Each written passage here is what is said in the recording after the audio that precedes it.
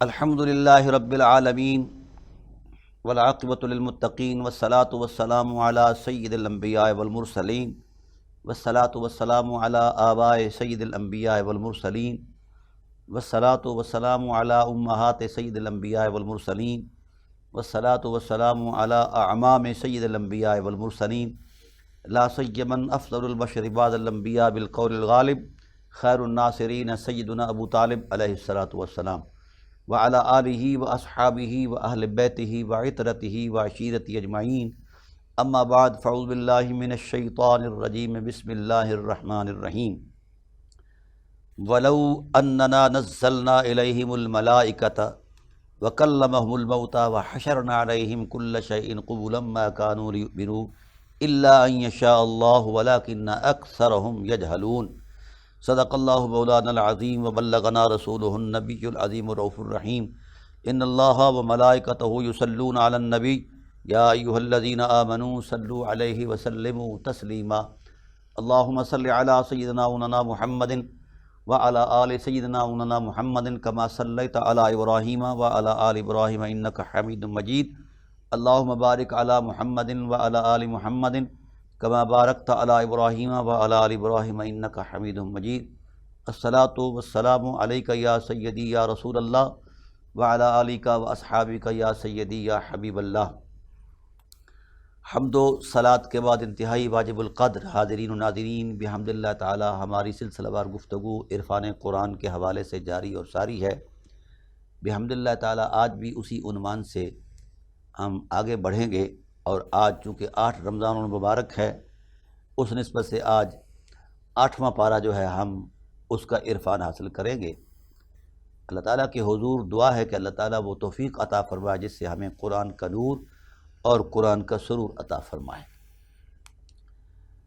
ہماری سابقہ گفتگو میں یہ بات چل رہی تھی کہ جو لوگ ہٹ درم ہیں، بد اتبار ہیں، ان کو جتنے مرضی دلائل دی جائیں، جس وقت وہ ضد پر اڑ جاتے ہیں تو ایمان ان کے لیے جو ہے وہ ممکن نہیں ہو رہتا، وہ ایمان وہ نہیں لاتے۔ تو بہت سارے ایسے حالات ہیں جنہیں دیکھ کر عقل دنگ رہ جاتی ہے کہ انسانی تاریخ میں ایسے بھی سوال انبیاء پر ہوتے رہے علیہ السلام پر، جن کا تعلق نہ عادت سے ہے، نہ فطرت سے ہے، نہ اخلاق سے ہے، نہ شعور سے ہے، نہ ذہن سے ہے، نہ کسی علمی صورت سے ہے۔ تو بے تکے سوالات، اور ہر نبی پر کما سئل موسیٰ من قبل، موسیٰ علیہ السلام سے لے کر یعنی یہاں تک چلے گئے لوگ، لن نؤمن لک حتی نری اللہ جہرۃ، ہم اس وقت تک ایمان نہیں لائیں گے جب تک کہ ہم اللہ کو بالکل سامنے نہیں دیکھ لیتے، ظاہر باہر نہیں دیکھ لیتے۔ یعنی اس طرح کے خیالات اور سوالات۔ اسی طرح رسول اللہ صلی اللہ علیہ وسلم کی ذات والا صفات پر بھی سوالات ہوئے۔ میں نے پچھلی نشستوں میں یہ بات دلائل سے واضح کر دی ہے کہ اللہ تعالیٰ نے اپنی الوہیت پر دلائل دیے، قدرت پر دلائل دیے، اور پھر رسالت پر بھی دلائل ہے۔ ہر ایک چیز کو اللہ تعالیٰ کی ذات نے دلیل کے ساتھ بیان فرمایا ہے، حالانکہ وہ اس کا نہ پابند ہے نہ محتاج ہے، لا شریک ہے، علی کل شیء قدیر ہے۔ وہ کہتا ہے بدیع السماوات والارض۔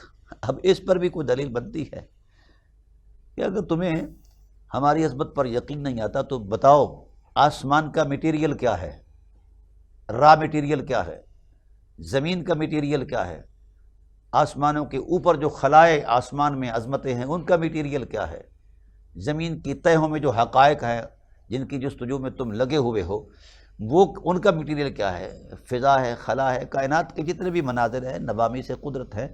تو اللہ فرماتے ہیں میرے ارادے سے پہلے ان کی حقیقت کیا تھی۔ کائنات کا ہر منظرنامہ جو آپ کے سامنے عالم شہادت میں آتا ہے، مثلا آپ مکان بناتے ہیں تو اس کا را میٹیریل ہے، دیوار بناتے ہیں اور کوئی چیز بناتے ہیں تو اس کا کوئی نہ کوئی را میٹیریل ہے، پھر اس کو آپ مرکب کرتے ہیں، جوڑتے ہیں، پھر جناب والا اسے بناتے، اسے وجود دیتے ہیں۔ تو کائنات کی کوئی ایسی طاقت ہے کہ میٹیریل کے بغیر اتنی بڑی کائنات کو بنا دے؟ ہے کسی فلسفی کے اندر یا کسی ذی شعور کے اندر یہ ملکہ طاقت اور حیثیت، اہمیت اور جناب والا طاقت اور قدرت کہ ایک قرآن تو کہتا ہے لن یخلقوا ذبابا، یہ بت پرستوں کو تانا دیا ہے کہ تم بتوں کو جا مانتے ہو، یہ تو مکھی بھی نہیں پیدا کر سکتے۔ تو کتنے انسان ہیں جتنے دانشور ہیں، کوئی چیز پیدا کر سکتے ہیں؟ نہیں، بغیر میٹیریل کے۔ تو اللہ وہ کاریگر ہے، وہ صانع مطلق ہے، بدیع السماوات والارض، جس نے بغیر کسی میٹیریل کے آسمان کو بھی خلق کر دیا ہے اور زمین کو اور ان کی خلاؤں کو اپنی نعمتوں سے بھر دیا ہے، بدیع السماوات والارض۔ اور پھر ایک دلیل دی ہے ان اللہ فالق الحب والنوا، بتاؤ حب اور نوا، دانے اور گٹھلی کے سینے کو چیر کر پودا کون نکالتا ہے؟ صرف اللہ ہے۔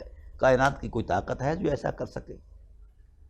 اور پھر یہ اس کی طاقت ہے یخرج الحی من المیت، وہ زندہ کو مردہ سے اور مردہ کو پھر زندہ سے، ومخرج المیت من الحی، یہ اس کی طاقت ہے۔ یہ کوئی بات نہیں کہ جو چیز میرے تجربے میں نہیں، میرے علم میں نہیں، اس کا وجود ہی کوئی نہیں۔ یہ تو سب سے بڑا ڈرامہ ہے۔ اور ہمارے مذہبی لوگ جو ہیں، مسلکی دانشور جو ہیں، یہ تو اس ڈرامے کا سب سے زیادہ شکار ہیں کہ جو چیز میرے مسلک کے آئینے میں نہیں، اس کا وجود ہی کوئی نہیں۔ بھئی مسلک آپ نے حجرے میں بیٹھ کر گھڑا ہے، تو پھر اس پر ہم بضد ہیں کہ جو کچھ میں کہہ رہا ہوں، جو کچھ سوچا ہے، جو کچھ تراش خراش کی ہے، اس کے علاوہ کوئی حقیقت نہیں۔ تو یہ بہت بڑی ڈرامہ بازی ہے، امت کے ساتھ کھلواڑ ہے۔ تو ایسے ہی کائنات کے جتنے بھی دانشور ہیں، کوئی تو دعویٰ کرے کہ میں نے فلاں چیز بغیر میٹیریل کے بنائی ہے، یا فلاں مردہ کو زندہ کیا ہے اور زندہ کو مردہ کیا۔ یہ طاقت صرف لا شریک کی ہے کہ وہ بغیر میٹیریل کے، اور کوئی اتنا ٹل بھی نہیں لگایا، صرف اذا اراد شیئا ان یقول له کن فیکون۔ یہ اس کی شان قدرت ہے کہ اس کے من میں آیا، ارادہ ہوا کہ کچھ ہو، بس اتنی بات ہی اس مقدس علم میں طے ہوئی تو وہ سارا کچھ ہو گیا۔ یہ اس کی شان ہے جس کا شریک کوئی نہیں ہے۔ تو یہ دلائل قدرت نے دیے ہیں۔ اور پھر فرمایا فالق الاصباح وجعل اللیل سکنا والشمس والقمر حسبانا ذالک تقدیر العزیز العلیم، وہ تاریکی کا سینہ چاک کر کے اسے روشنی عطا کرتا ہے، پھر اسے لباس دیتا ہے، پھر دن رات کا تسلسل جو ہے، دن کو رات میں داخل کرتا ہے، رات کو دن میں داخل کرتا ہے کسی میں ہمت اور طاقت جو ادھر سے گزر کر ہی دکھا دے؟ تو پھر دعوے کیوں کرتے ہو؟ انسان رہے یار۔ اس کو کس نے حق دیا ہے کہ انسانی کے تصور سے ہٹ کر کوئی اور بلا بن جائے؟ ایسا نہیں ہے، نہ وہ کر سکتا ہے نہ کر سکا ہے۔ ہاں یہ الگ بات ہے اس نے فضل دیا، ایسا شعور دیا اور کہا وَسَخَّرَ لَكُم مَا فِي السَّمَاوَاتِ وَمَا فِي الْأَرْضِ، ہاں میرے نور کی روشنی میں چلو گے تو زمین و آسمان تمہارے تابع فرمان کر دیے جائیں گے۔ اور آج ہو رہا ہے۔ انسان کی فطرت میں اڑنا نہیں ہے لیکن اڑ رہا ہے، لوہے کی فطرت میں اڑنا نہیں مگر لاکھوں ٹن اڑ رہے ہیں ہوا میں، فضا میں۔ تو یہ جس نے یہ صلاحیت بخشی ہے، سجدہ اسی کا حق ہے، محبت اسی کا حق ہے، اور اسی میں بلائی ہے اور انسانیت کی حرمت ہے۔ تاہم عرض کر رہا ہوں، فرمایا وَهُوَ الَّذِي جَعَلَ لَكُمُ النُّجُومَ لِتَهْتَدُوا بِهَا فِي ظُلُمَاتِ الْبَرِّ وَالْبَحْرِ، ہم نے آسمان کا سینہ ستاروں سے مزین کر دیا تاکہ تم ظلمتوں سے نور کی طرف بڑھو اور آگے چلو، بر اور بحر کے اندر، خشکی اور تری کے اندر۔ قَدْ فَصَّلْنَا الْآيَاتِ، کیا اس کا کرم ہے، اس کو کوئی ضرورت تھی یہ چیزیں بیان کرنے کی، لیکن اس کا پیار اتنا ہے انسان سے کہ وہ کہتا ہے یار کبھی تیری آنکھ کھل جائے، ہم نے یہ آیتیں تمہارے لیے کھول کر بیان کی ہیں تاکہ تمہیں علم آئے، شعور آئے۔ وَهُوَ الَّذِي أَنشَأَكُم مِّن نَّفْسٍ وَاحِدَةٍ، اس نے تمہیں ایک وجود سے ساری انسانیت کو وجود بخشا ہے، فَمُسْتَقَرٌّ وَمُسْتَودَعٌ، سمجھا گی؟ اور تیرے ٹھہرنے کی جگہ، یہاں امانت رکھنے کی جگہ، قَدْ فَصَّلْنَا الْآيَاتِ لِقَوْمٍ يَفْقَهُونَ، یار کچھ تو سمجھ کر۔ وَهُوَ الَّذِي أَنزَلَ مِنَ السَّمَاءِ مَاءً فَأَخْرَجْنَا بِهِ نَبَاتَ كُلِّ شَيْءٍ، آسمان کو حکم دیا کہ اپنے سینے کو کھول دیں اور پانی برسا، میرے بندے زمین پر جو ہیں وہ کاشتکاری کریں، اور پھر ہم زمین کی تہوں میں ایک سویا ہوا بیج ڈال دیتے ہیں۔ اللہ سورج کو حکم دیتا ہے کہ اس کو بیدار کرنا ہے اور اس کو نکالنا ہے، اور پھر اس میں اتنا اعتنا کرنا ہے کہ یہ فیض بار بن جائے، اس سے میرے بندے مستفید ہوں۔ کبھی ہم غور کریں، چھوٹے چھوٹے معاملات پر بھی غور کریں تو یقین کا نور ملے گا۔ دراصل ہمیں اسلام تشت میں رکھ کے ملا ہے، مشقت میں نہیں ملا۔ حضرت بلال سے پوچھو اسلام کیا ہے، صہیب رومی سے پوچھو اسلام کیا ہے، جناب زید بن ارقم سے پوچھو اسلام کیا ہے، اس طرح کے لوگوں سے پوچھو اسلام کیا ہے، اس کی قیمت کیا ہے۔ میرے حسین سے پوچھو حسین، ہاں جی، مولا کائنات سے پوچھو، حضرت ابو طالب علیہ السلام سے پوچھو۔ ہم اپنی تاریخ میں جانا نہیں چاہتے، ورنہ بھول جائے گی امت کے ہم کون ہیں۔ اللہ اکبر۔ اور پھر فرمایا نبات کل شفا اخرجنا منہ خادرا نخرجا، سبزے اگائے متراکبہ، تہ در تہ وہ گچھے، ومن النخل من طلعها، ان کے خوشوں میں جناب والا کھجور میٹھی تمہیں عطا کی، قنوان دانیۃ، اس کے گچھے جو ہے کچھ ڈھکے ہوئے ہیں کچھ کھلے ہوئے ہیں، اذا اسمر وینعہ، ہم اسے پکاتے ہیں، اس میں اندر مٹھاس پیدا کرتے ہیں۔ وہ کون ہے جس نے یہ لذتیں پیدا کی ہیں، یہ طاقتیں اور قوتیں پیدا کی ہیں؟ ان فی ذلک لآیات لقوم یؤمنون، یہ اسی کے لیے نشانیاں ہیں جس کے اندر ایمان کا نور ہے۔ بے ایمان کو کیا پتا کہ ہم کون ہیں؟ وجعلوا للہ شرکاء الجن وخلقهم وخلقوا له بنین وبنات بغیر، یہ کتنی بد اخلاقی والی بات ہے، اس کے باوجود بھی تم اس کا شریک ٹھہراتے ہو۔ یہ کتنی بڑی ظلم والی بات ہے۔ فرمایا بدیع السماوات والارض، اس نے تو زمین و آسمان کو بغیر میٹیریل کے پیدا فرمایا، اتنی طاقت کا مالک ہے۔ انا یکون لہ ولد، اس کے لیے بیٹا کیسے ہو سکتا ہے؟ یہ جو عقیدے بنائے پھرتے ہیں کہ عیسیٰ وقالت الیہود عزیر ابن اللہ، یہودیوں نے بڑا ٹھوک کے کہہ دیا کہ عزیر اللہ کے بیٹے ہیں، وقالت النصارى المسیح ابن اللہ، عیسائیوں نے کہہ دیا کہ، وہ اللہ تعالیٰ فرماتے ہیں ہوش کرو، یہ کیسے ہو سکتا ہے؟ وہ تو زمین و آسمان کا خالق ہے۔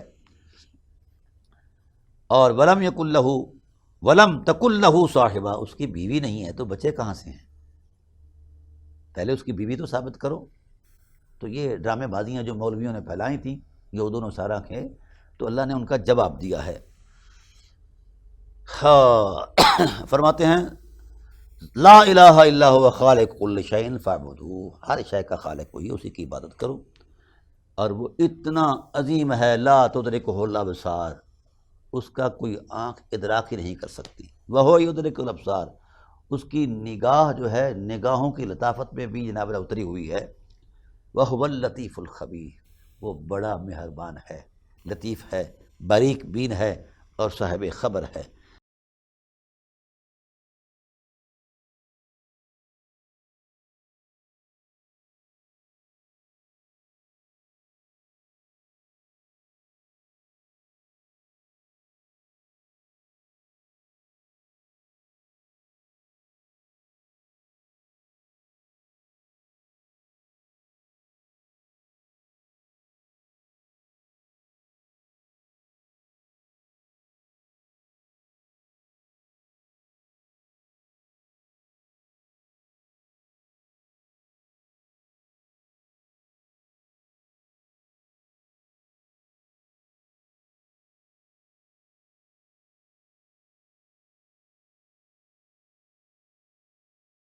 قد جاءکم بصائر من ربکم، تحقیق تمہارے پاس تمہارے رب کی طرف سے آنکھیں کھولنے والے بصائر آئے، آنکھیں کھولنے والے نظائر اور دلائل آئے، پھر بھی آنکھیں نہیں کھلتی۔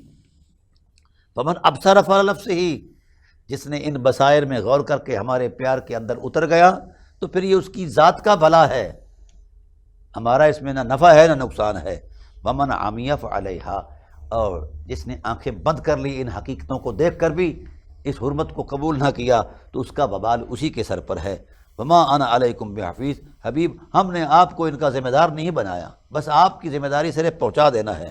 کذالک نصرف الآیات، اللہ اکبر، ہم یوں ہی آیتیں طرح طرح سے بیان کرتے رہتے ہیں۔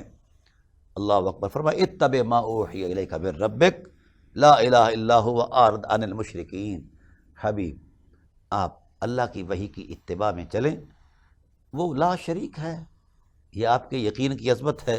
وَأَعْرِضْ عَنِ الْمُشْرِكِينَ، جس کے اندر شرک کی پلیدی محسوس کرو اس کو اپنے وجود سے ہٹا دو، دفع کر دو، دور کر دو۔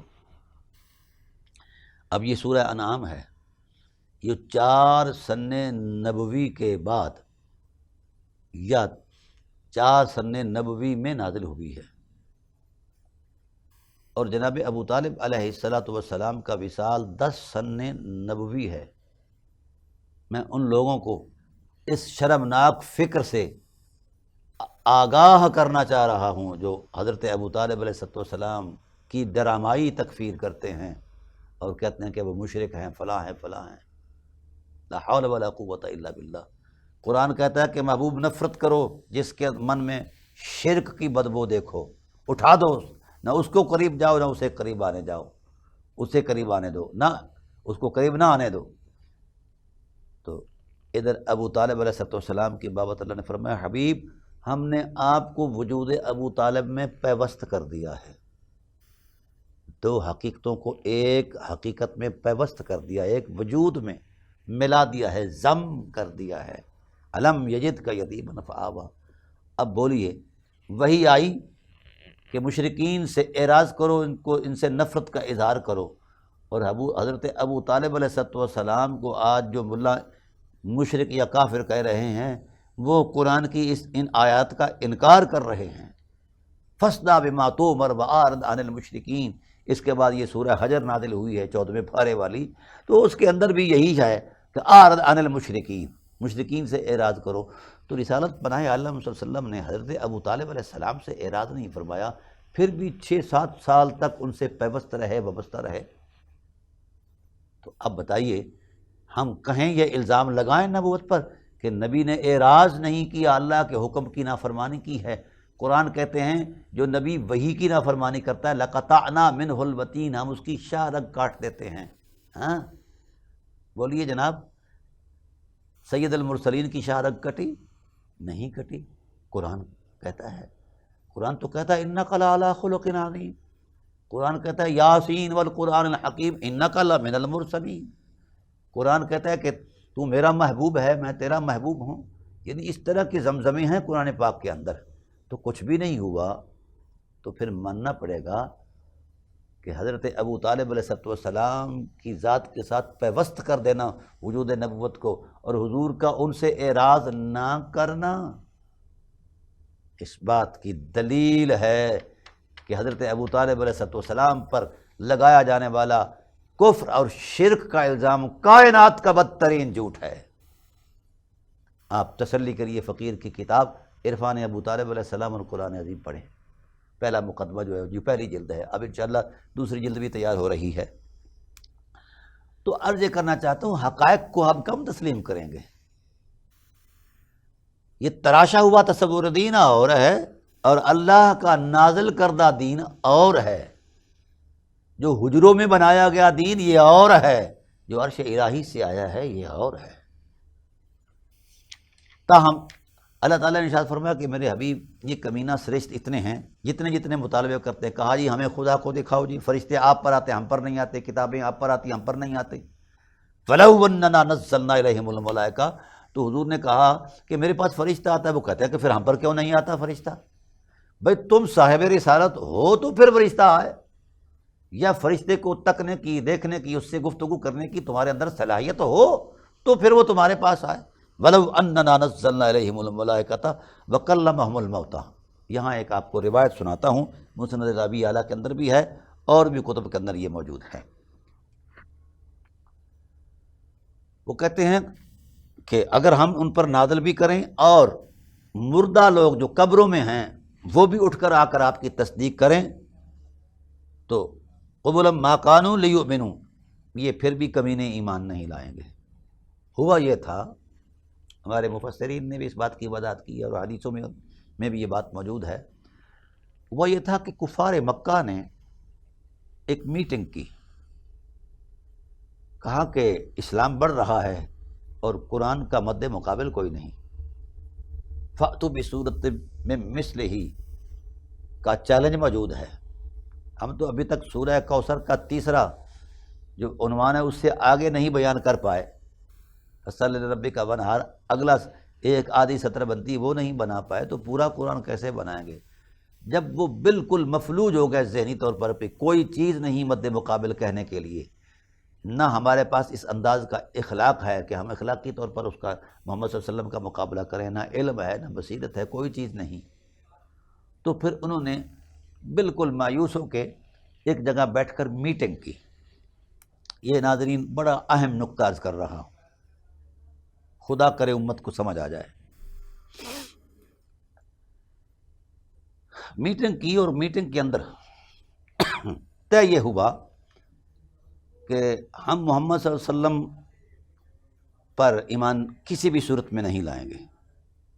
رہا ان کی تبلیغ یا لوگوں کا ان کی طرف مائل ہونا، تو اس کے لیے ہم یہ ترکیب سوچتے ہیں کہ ہم سارا ایک جتھا وفد کی شکل میں جاتے ہیں محمد صلی اللہ علیہ وسلم کے پاس، اور ان پر ایسے ایسے سوال کرتے ہیں انہونے جس کے جواب میں وہ بالکل مجبور ہو جائیں گے، نہیں دے پائیں گے.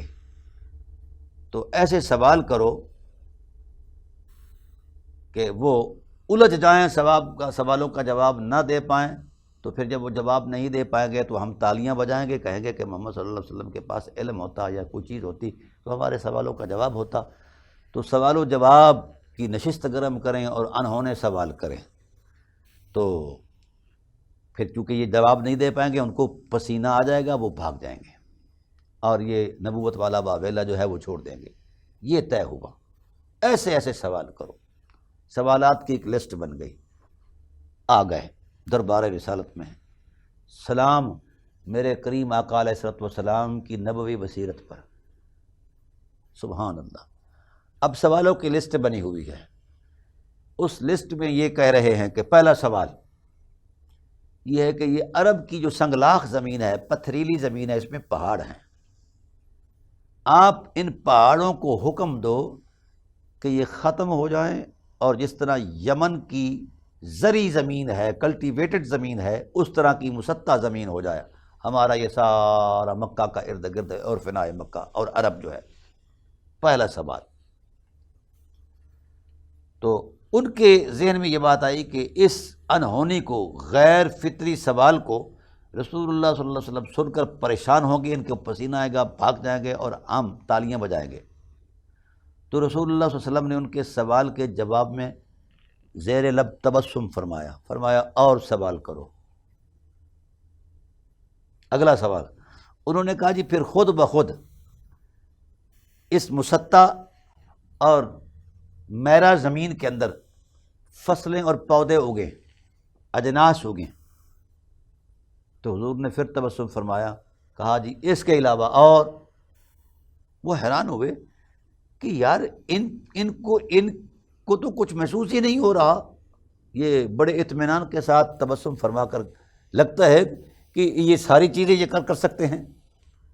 تیسرا سوال یہ ہوا کہ ایسا کریں کہ ہمارے جو ہے نا جی وہ اجناس وہ خود بخود جو ہیں وہ ہمارے بھڑولوں میں آ جائیں، جہاں ہم جن سے رکھتے ہیں سنبھالا کرتے ہیں، اور ہمارے گھروں میں وہ ذخیرے کر دیے جائیں. آپ نے فرمایا جی ٹھیک. اور کوئی سوال؟ کہا جی پھر ہمیں منڈیوں کے بھاؤ بتائیں، کس منڈی میں بھاؤ چڑھا ہوا ہے تاکہ ہم اپنی جنس بیچیں اور مزید. فرمایا اور. کہنے لگے کہ ایسا کرو کہ پھر ہمیں ہماری نسلوں تک یہ ضمانت دے کہ ہم کبھی بھی غریب نہیں ہوں گے، فقیر نہیں ہوں گے، محتاج نہیں ہوں گے. ہمہ وقت ہمارے یہ سارے خزانے بھرے رہیں گے، گھر بھرے رہیں گے، حویلیاں بھری رہیں گی، بڑولے بھرے رہیں گے. حضور نے زیر لب تبسم فرمایا اور. وہ ایک دوسرے کا منہ تکنے لگ گئے کہ یہ کیا ہو رہا ہے، ہمارے سوالوں کا بوجھ محمد محسوس ہی نہیں کر رہے. پھر انہوں نے کہا جی پھر ایسا ہے ان پہاڑوں کو حکم دو کہ وہ سونا بن کے پگھل کے ہمارے گھروں میں آ جائیں. حضور نے پھر تبسم فرمایا، کہا اور. کہنے لگے پھر ایسا کرو ہمارے جو آج سے 500 سال پہلے کے لوگ مر چکے ہیں وہ زندہ ہوں اور آ کر آپ کی نبوت کی گواہی دیں، تو پھر ہم سوچ سکتے ہیں ایمان لانے کا. تو رسول اللہ صلی اللہ علیہ وسلم کی عظمت پر قربان، نبوی تصرف کی حرمت پر قربان۔ ارشاد فرمایا کہ یہ جو تم نے سوال کیے ہیں میری شایان شان نہیں ہیں، بہت چھوٹے سوال ہیں، بہت چھوٹے سوال ہیں، میرے نبوت کے قد کے مطابق سوال کیے جائیں۔ لئن شئت لکانا، یہ تو حکم دینا تو دور کی بات ہے، میرے دل میں خیال بھی گزرے کہ ایسا ہو تو ہو جائے گا۔ یہ ہے میرے نبی کی طاقت کا نور۔ لئن شئت لکانا، یوں ہی اگر میرے دل میں ہی یہ خیال گزرے کہ ایسا ہونا چاہیے تو وہ میرے کہنے سے پہلے ہو جائے گا۔ اللہ اکبر، اللہ اکبر۔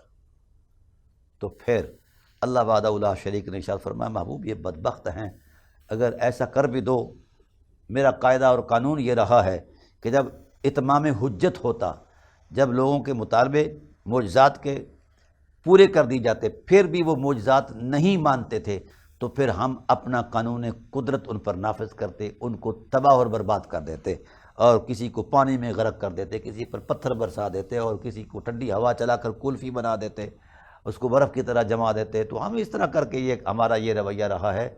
اور اگر یہ اتمام حجت بات چونکہ لا یؤمنون، یہ ایمان لانے والے نہیں ہیں، تو پھر ہمارا جو انتقام ہے وہ جوش میں آ جائے گا اور یہ تباہ اور برباد ہو جائیں گے۔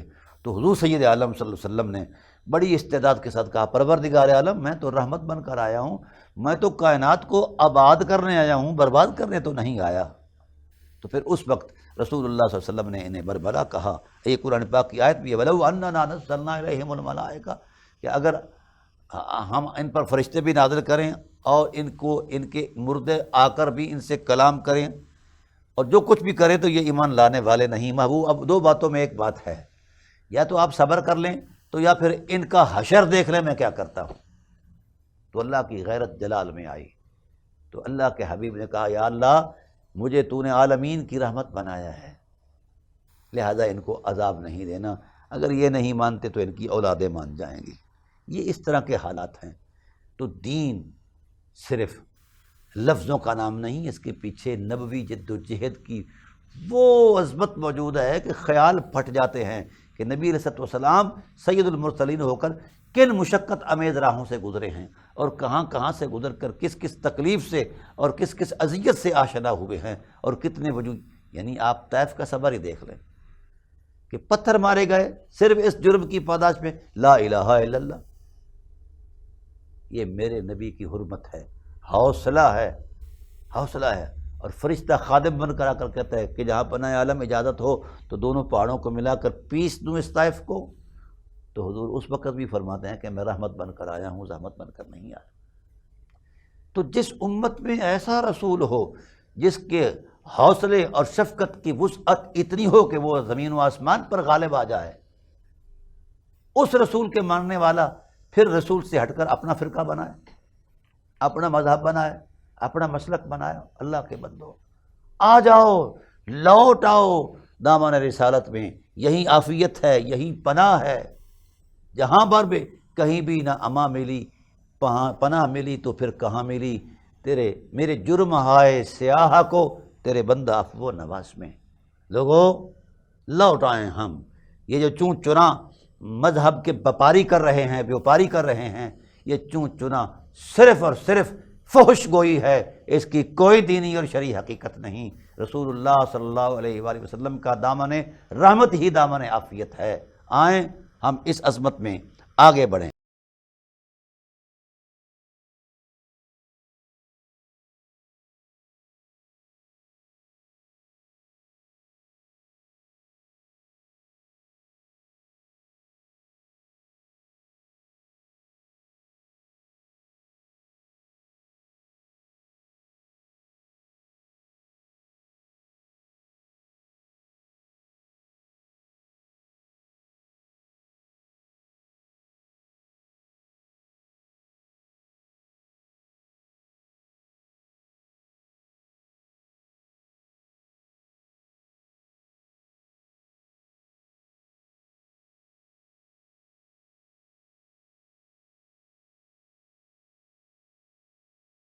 پھر ارشاد فرمایا وَلِتَصْغَىٰ إِلَيْهِ أَفْئِدَةُ الَّذِينَ لَا يُؤْمِنُونَ بِالْآخِرَةِ وَلِيَرْضَوْهُ وَلْيَقْتَرِفُوا مَا هُمْ مُقْتَرِفُونَ۔ اللہ اکبر، میرے حبیب ان کے دل اتنے سخت ہو چکے ہیں کہ یہ کبھی نہیں جھکنے والے، وَلِيَرْضَوْهُ اور اسے وہ پسند کرتے ہیں، وَلْيَقْتَرِفُوا اور گناہ کمائیں جو انہیں کمانا ہے، تو کیا اللہ تعالیٰ کے سوا أَفَغَيْرَ اللَّهِ أَبْتَغِي حَكَمًا، اللہ تعالیٰ کے علاوہ بھی کوئی یہ فیصلے کی اتھارٹی مانتے ہیں؟ وَهُوَ الَّذِي أَنزَلَ إِلَيْكُمُ الْكِتَابَ مُفَصَّلًا، ہم نے تو آپ پر ایسی مفصل کتاب نازل فرمائی ہے کہ جس سے آگے کسی تفصیل کا ذکر تصور ہی کوئی نہیں۔ وَالَّذِينَ آتَيْنَاهُمُ الْكِتَابَ يَعْلَمُونَ أَنَّهُ مُنَزَّلٌ مِّن رَّبِّكَ بِالْحَقِّ، میرے حبیب وہ لوگ جو یہ جانتے ہیں کہ یہ اللہ کی طرف سے، تیرے رب کی طرف سے یہ نازل ہوا ہے، تیرے رب کی طرف سے نازل ہوا ہے، تو پھر یہ لوگ جو صاحبان ایمان میرے حبیب اپنی نبوت کی توجہ ان پر مرکوز کریں، ان کی تربیت کریں، ان کی اخلاقی روحانی تربیت فرمائیں، انہی کے اندر ہم برکت ڈال دیں گے، یہ بڑھ جائیں گے اور امت بڑھ جائے گی۔ دوستان محترم، یہ ہے اللہ تعالیٰ کے وہ وعدے۔ اور پھر ارشاد فرمایا أَوَمَنْ كَانَ مَيْتًا فَأَحْيَيْنَاهُ، یہ بھی ایک واقعہ ہے۔ حضرت سیدنا سید الشہداء حضرت امیر حمزہ رضی اللہ تعالی عنہ شکار کر کے واپس آ رہے ہیں، تو ایک عورت نے حضرت امیر حمزہ سے کہا کہ اے ابو یعلا، یہ ان کی کنیت تھی، آپ شکار کے دھن میں لگے ہوئے ہو، آج تیرے بھتیجے محمد کو ابو جہل نے مارا ہے اور ستایا ہے، پریشان کیا ہے۔ تو جناب امیر حمزہ جلال میں آئے، نیزہ شیزہ انی شنی وہ ہاتھ میں تھا، ہتھیار تو پہلے ہی ان کے ہاتھ میں ہوتے ہیں۔ ابو جہل بڑے تم تراق کے ساتھ جناب حرم کعبہ میں بیٹھا ہے اور اس شیخیاں بگیڑ رہا ہے اور کہہ رہا ہے کہ جناب میں نے یہ کیا ہے، میں نے وہ کیا ہے۔ آتے ہی ابو جہل سے وجہ نہیں پوچھی، وجہ نزا نہیں پوچھی کہ کیوں ایسا کیا ہے، کیا کیا، آتے ہی ان کے سر پر نیزہ مارا، سر پھاڑ دیا، خون کے فوارے چھٹ گئے۔ اب قوم کے لوگ اٹھے کہ یہ کریں وہ کریں، حضرت امیر حمزہ کی طاقت کا ابو جہل کو پتہ تھا، اس لیے اس نے روک دیا بھی کچھ نہ کہو۔ اب اس نے چلاکی کی، آپ نے پوچھا لِمَ تَضْرِبُ محمد، یہاں بڑے جملے ہیں ناظرین، اگر فرط ذوق ہے تو وہ میں آپ کو سنا دیتا ہوں۔ جو ہی جناب امیر حمزہ علیہ السلام نے اس عورت سے سنا کہ محمد کریم صلی اللہ علیہ وسلم کو مارا گیا ہے، ستایا گیا ہے، تو ایک جملہ بولا مَن يَضْرِبُ محمدی فَهُوَ خَسِيس، کون ایسا کمینہ جس نے میرے محمد کو مارا ہے، بس اتنی بات کہی۔ اللہ اکبر، اتنی بات کہی تو قرآن نازل ہوا افمن شرح اللہ صدرہ، حبیب ہم نے ایک بندے کا سینہ نور سے بھر دیا ہے، کھول دیا ہے۔ اے اللہ وہ کیسے؟ کہا یہ آگے وہ بات آ رہی ہے، بڑی خوبصورت بات ہے۔ کون ہے کمینہ ایسا جس نے میرے محمد کو مارا ہے؟ دوڑے آئے، ابو جہل کے سر پر نیزہ مارا، سر پھاڑ کے رکھ دیا، لو لوہان کر دیا، اور وہ چلاکی کرتے ہوئے کہتا ہے کہ میں نے جان بوجھ کر ایسا نہیں کیا۔ اے ابو یعلا، یہ ہمارے خداؤں کو برا کہتا ہے، یہ ہمارے خداؤں کو برا کہتا ہے، ان کی مذمت بیان کرتا ہے۔ تو آپ نے بتوں کی طرف تھوک کر فرمایا او کمینے، مٹی کے پتلوں کو خدا کہتے ہو اور ان کی حقیقت بیان کرنے پر تم نے محمد کو مارا ہے۔ تو آپ نے برملا بازو لہرا کر کہا اشہد ان لا الہ الا اللہ وحدہ لا شریک لہ واشہد ان محمدا عبدہ ورسولہ، بڑے مجمع میں کہا۔ اب ہوا یہ کہ قدرت نے ان فرد جذبات کو جس نور کے تصور میں پیش کیا ہے، سبحان اللہ، اللہ تعالیٰ نے فرمایا میرے حبیب اب امن کا نمیتن، ایک شخص جو اس محبت کے تصور سے پہلے مردہ تھا، فَأَحْيَيْنَا، ہم نے اسے زندگی کا نور عطا کر دیا۔ حالانکہ حضرت امیر حمزہ رضی اللہ تعالیٰ عنہ پہلے بھی زندہ تھے، پہلوان تھے، بڑے جری تھے، لیکن ابھی تک وہ اعلان نہیں کر پائے تھے، تو قدرت نے کہا کہ نہیں، یہ مردہ تھے۔ جو ہی یہ تیری ذات کے ساتھ براہ راست ہوئے، پہلے وہ رشتوں کا ایک تصور تھا، تسلسل تھا کہ بھتیجا ہے، دودھ شریک بھائی ہے، فلاں ہے، فلاں ہیں، تو محبوب جس وقت ان کو بتایا گیا کہ آپ کو کسی نے ستایا ہے، تو اس وقت اس نے یہ نہیں کہا کہ میرے بھتیجے کو کس نے مارا ہے، میرے دودھ شریک بھائی کو کس نے مارا، یہ نہیں کہا، بلکہ کہا کون ہے کمینہ جس نے میرے محمد کو مارا ہے، میرے حبیب یہ تیری ذات سے براہ راست ہو گئے، میں اس کی ذات کے ساتھ براہ راست ہو گیا، ہم نے اس کے اندر اپنی توحید کا نور ڈالا اور زندگی کا سرور ڈال دیا ہے۔ وَجَعَلْنَا لَهُ نُورًا، ہم نے ان کے اس احساس محبت کو نور بنا دیا ہے، یمشی بہ فی الناس، یہ نور کی خیرات عطا کرنے کے لیے کائنات میں چل رہا ہے، یمشی بہ فی الناس کمن مثلہ فی الظلمات لیس بخارج منہا، کیا یہ اس جیسا ہو سکتا ہے جو ظلمتوں میں ڈوبا ہوا ہو؟ امیر حمزہ کی کائنات میں کوئی مثال نہیں ہے۔ کذالک زین للکافرین ما کانوا یعملون وکذالک جعلنا فی کل قریۃ، یہ ساری آیات جو ہیں اس تصور کو پیش کر رہی ہیں۔ تو ناظرین کرام، یہ ایسا منظرنامہ ہے، یہ ایسی حقیقت ہے کہ اس حقیقت کا انکار ممکن ہی نہیں ہے، ممکن ہی نہیں ہے کہ آج بھی جو لوگ دین سے عاری ہیں، دین بیزار طبقے ہیں، وہ ہر بات کو عقل کی کسوٹی پر پرکھتے ہیں، یہ کیسا ہوا، کیوں ہوا، احکام کو،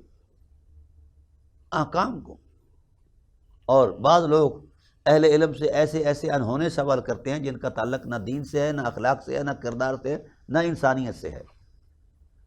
اور یاد رکھیں، اللہ کے احکام میں جو جوڑ توڑ ہے، ذہنی تراش خراش ہے، یہ تباہی کا باعث ہے اور بے عزتی کا باعث ہے۔ زمانہ رسالت میں بھی ایک ڈرامہ ہوا، کچھ لوگوں نے شغل بنا لیا، رسول اللہ صلی اللہ علیہ وآلہ وسلم کی شریعت کو شغل بنا لیا اور کہنے لگے کہ فلاں چیز بتاؤ، فلاں چیز بتاؤ، فلاں چیز بتاؤ۔ تو کچھ لوگ جو کلمہ گو تھے بیچارے، چونکہ وہ نیا ماحول تھا، ابھی تربیت ہوئی نہیں تھی، ان لوگوں نے بھی مطلب اس طرح کی باتیں کرنا شروع کر دی جن کی تربیت میں پختہ نہیں تھے۔ تو ایک شخص مجمع رسالت میں بولا، کہنے لگا یا رسول اللہ، میرا باپ کون ہے؟ تو آپ نے اس کے باپ کی نشاندہی کر دی جو اصل باپ تھا، حالانکہ اس کی ماں کا نکاح کسی اور کے ساتھ تھا، وہ نطفہ کسی اور کا تھا۔ تو سارا مکہ جو ہے وہ ہلچل گیا کہ یہ کیا ہوا ہے، بیوی فلاں کی ہے اور بچہ فلاں کا ہے، کیونکہ محمد کریم کی زبان پر تو غلط بات آ نہیں سکتی۔ اس لیے اللہ تعالیٰ کی ذات نے ارشاد فرمایا، لا تسألوا عن اشیاء ان تبد لکم، لوگو ہر بات کی کرید نہ کیا کرو، ہر حکم کی عظمت میں یہ ایسے انہونے غیر معقول سوالات نہ کیا کرو۔ لا تسألوا عن اشیاء، لا تسألوا، یہ قرآن پاک کی آیت ہے، ان تبد لکم تسؤکم، اگر وہ ظاہر کر دی جائیں تو تمہیں برا لگے۔ حضرت عبداللہ بن حذافہ یہ صحابی رسول ہیں، انہوں نے بھی کہا یا رسول اللہ میرا باپ کون ہے؟ تو آپ نے فرمایا تو حذافہ کا بیٹا ہے۔ تو اب اس تصور میں حضرت حذافہ کی ماں کو جب پتہ چلا تو اس وقت شدید طریقے سے ڈانٹا اور بڑے سخت الفاظ میں ڈانٹا اور کہا کہ یہ تو خدا کا شکر ہے، یہ تو خدا کا شکر ہے کہ میرے نکاح میں جو تیرا باپ حذافہ آیا تھا تو اس کا نطفہ ہے۔ عرب جاہلیت کے اندر اس چیزوں کی اس طرح کا احترام نہیں ہوتا تھا، تو نطفہ کسی کا ہوتا تھا، نکاح کسی کا ہوتا تھا۔ تو اگر خدا نخواستہ میرا معاملہ کچھ اس انداز کا ہوتا تو نے آج مجھے میرے چٹے سر کے ساتھ مجھے رسوا کر دیا تھا۔ تو قرآن کریم نے اس حقیقت پر یہ وضاحت دے دی، لا تسألوا عن اشیاء ان تبد لکم تسؤکم وان تسألوا عنها حین ینزل القرآن تبد لکم عفا اللہ عنہا واللہ غفور حلیم۔ خاص کر جب قرآن نازل ہو رہا ہو تو پھر سوال و جواب نہ کیا کرو، کہ اللہ صاحب حکمت ہے، وہ اپنی حکمت سے تول کر تمہیں احکام بیان کرتا ہے، اور میرا رسول اس حکمت کی معرفت رکھتا ہے، وہ جس انداز میں، جس تصور میں، جس ذوق میں جس شان سے تمہیں وہ بیان کرے تو چوں چرا نہ کیا کرو، اور سوال و جواب اس انداز کا نہ کیا کرو۔ ہر بات، ہر حکم کے فلسفے پر تم اترو گے تو گمراہ ہو جاؤ گے، اور تمہارے وہ راز کھل جائیں گے جن کے کھلنے پر تمہارے پاس صرف شرمندگی کے سوا کچھ نہیں رہے گا۔ تو اس لیے میں آج کے فلاسفروں سے گزارش کرتا ہوں کہ احکام خداوندی کی کنہ کو جاننا ضروری نہیں ہے۔ ہم اطاعت شعار بندے ہیں، ہم غلام ہیں، ہم اس کے عبد ہیں، رسول کے غلام ہیں۔ تو غلام چونچرا کیسے کر سکتا ہے؟ عام حالات میں جو غلامی کا تصور ایک زمانے میں قائم تھا، تو وہ کیا، کیوں اور کیسے کے تصور میں نہیں اترا کرتے تھے۔ جو حکم مالک دیتا اس کو اوبے کرتے، قبول کرتے، اور اس پر اطاعت شعاری کا اظہار کرتے۔ تو حیرت ہے، اسلام ہی ایسا رہ گیا ہے۔ کیا کوئی مسلمان یہ غور یہ کہہ سکتا ہے کسی دلیل سے کہ فلاں حکم جو ہے اس کی تعبیر اور تشریح جو ہے، یہ اس کی اصل فلسفی یہ ہے، فلاں ہے فلاں ہے فلاں ہے؟ یہ کچھ بھی نہیں۔ جب ہم نے بندگی کا دم بھر لیا، اور وَإِذْ أَخَذَ رَبُّكَ مِن بَنِي آدَمَ مِن ظُهُورِهِمْ ذُرِّيَّتَهُمْ وَأَشْهَدَهُمْ عَلَىٰ أَنفُسِهِمْ أَلَسْتُ بِرَبِّكُمْ قَالُوا بَلَىٰ، جب کہہ دیا، جب ہم نے گردن جھکا لی، تو پھر وہ ہمارا مالک ہے جیسے چاہے۔ اور پھر کبھی کوئی شخص یہ ثابت کر سکتا ہے کہ اس مالک نے، اس خالق نے کچھ کبھی ایسا کیا ہے جو ہمارے نقصان کا باعث ہو، ہماری شرمندگی کا باعث ہو؟ تو یہ ایمان نہیں ہے کہ فلاں بات کا کیا فلسفہ ہے۔ ابھی ہم فلسفے پر نہیں۔ فلسفہ اگرچہ ایک علمی تعبیر ہے، تشریح ہے، ایک ذہنی تراش خراش ہے، ٹھیک ہے، علم ہے، لیکن احکام الہی کے اندر جو حکمت کار فرما ہے، اس کی حکمت اور کنہ کو اللہ جانتا ہے۔ کسی امتی کو کوئی حق نہیں کہ یہ جوڑ توڑ کرتا پھرے اور اندازے لگاتا پھرے۔ امت اسی لیے برباد ہوئی کہ ہم نے جوڑ توڑ شروع کر کے ذہنی اندازوں کو دین بنایا ہے۔ میں یہ کہتا ہوں بھئی تو کون ہے؟ اور میں اس وقت یہ عرض کرتا ہوں علماء اہل تشیع سے بھی اور علماء اہل سنت سے بھی، جتنے بھی طبقات ہیں اہل سنت کے علماء کے، یہ اہل تشیع کے، خدا را یہ جھوٹ مت بولا کرو کہ شیعہ یہ کہتا ہے اور سنی یہ کہتا ہے۔ تم کون ہو؟ حیثیت کیا ہے؟ کیا کسی شیعہ پر وحی نازل ہوئی؟ کیا کسی سنی پر وحی نازل ہوئی؟ کیا ہمارے جو مزعومہ امام ہم نے بنائے ہوئے ہیں ان پر وحی نازل ہوئی؟ کسی پر کچھ نازل نہیں ہوا، صرف رسول اللہ کی ذات پر قرآن نازل ہوا ہے۔ یہ ڈرامہ بند کر دیا جائے کہ عند شیعہ فلاں، عند اہل سنہ فلاں۔ یہ کیا ہے؟ عند اللہ کیا ہے اور عند الرسول کیا ہے؟ رسالت کا ارشاد کیا؟ کیونکہ دین کی اصل حقیقتیں یا قرآن ہے یا صاحب قرآن صلی اللہ علیہ وآلہ وسلم کی ذات ہے۔ جو چیز ان تک پہنچتی ہے وہ حق ہے، جو راستے میں رکی ہوئی ہے اور اس کی سند ہی نہیں ہے وہ حق نہیں ہے۔ یہ جو فقہ ہیں، یہ جو ہماری مذہبی جوڑ توڑ ہے، یہ حجرہ ساز دین ہے، اس کا نصوص قرآن سے کوئی تعلق نہیں ہے۔ جس حقیقت کا تعلق قرآن سے ہے، تو یہ کیا یہ شرف کم ہے اہل تشیع اور اہل سنت کے علماء کے لیے کہ وہ یہ کہیں کہ حضور عظمت الہی کا یہ ارشاد ہے، وہاں سے یہ آیا ہے، اور حضور عظمت نبوت کی بارگاہ کا یہ ارشاد ہے؟ ہاں، یا تو یہ کرو کہ جس طرح ہم نے کیا ہوا ہے اکثر اوقات، اللہ تعالیٰ معاف فرمائے، کہ ہم عدم اعتماد کر دیں اللہ تعالیٰ کی ذات پر، قرآن پر اور رسالت پر عدم اعتماد کر دیں، پھر اپنے مذہبوں کو سامنے رکھیں، مسلکوں کو سامنے رکھیں، مشربوں کو سامنے رکھیں، اور اس کی تعبیر میں امت کو چلائیں۔ جب اللہ پر یقین ہے، قرآن پر یقین ہے، صاحب قرآن پر یقین ہے، تو یہ عزت اللہ کی ہے، یہ اسی کا پروٹوکول بنتا ہے، قرآن کا پروٹوکول بنتا ہے، صاحب قرآن صلی اللہ علیہ وسلم کا پروٹوکول بنتا ہے کہ ہم شریعت کا ہر تصور جو ہے اس کے بابت اتنا کہیں کہ یہ اللہ کا حکم ہے، رسول کا حکم ہے اور قرآن کا حکم ہے۔ یہ ہے ایمان۔ یہ کہنا کہ شیعہ کے نزدیک فلاں ہے اور سنی کے نزدیک فلاں ہے، یہ سب ڈرامہ ہے، اس کی کوئی حقیقت نہیں ہے۔ امت لوٹے اور ان تصورات کو راؤند دے پاؤں کے نیچے۔ کسی شیعہ سنی کی کوئی حقیقت نہیں، صرف مصطفیٰ کی حقیقت ہے، قرآن کی حقیقت ہے یا خدا کی حقیقت ہے۔ اللہ ان حقیقتوں پر ہمیں ایمان کا نور عطا فرمائے، یقین کا سرور عطا فرمائے۔ وما علینا الا البلاغ المبین۔